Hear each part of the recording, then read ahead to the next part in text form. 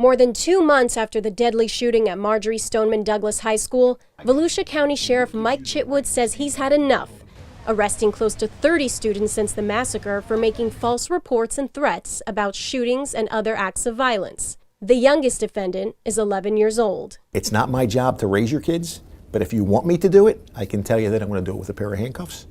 Sheriff Chitwood says his office receives up to 90 reports of threats on any given day, due to increased awareness by students to report suspicious behavior. And because of the drain on his office's time and resources, he's holding the students' families responsible for the more than $1,000 it costs to investigate each false threat.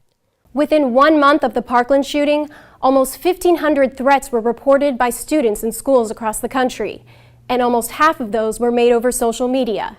But experts say those numbers could be higher. It is underreported because a lot of schools do not want to be painted in a bad light.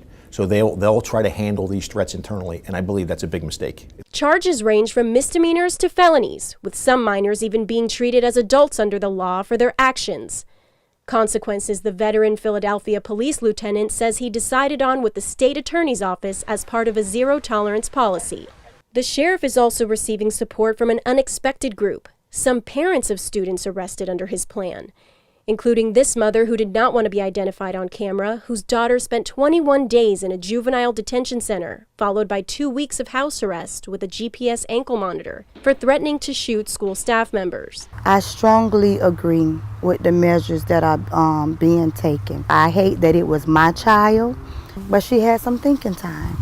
And I don't think that she would make that decision again. Chitwood says he begs parents to stress to their children just how seriously their words are now being taken, both in and out of the classroom. I would like to see those kids get sentenced to spend a week with the families of the victims from Parkland and see the devastation that was caused to their life and see how funny it is when they come back. In Deltona, Florida, Ali Rafa, Fox News.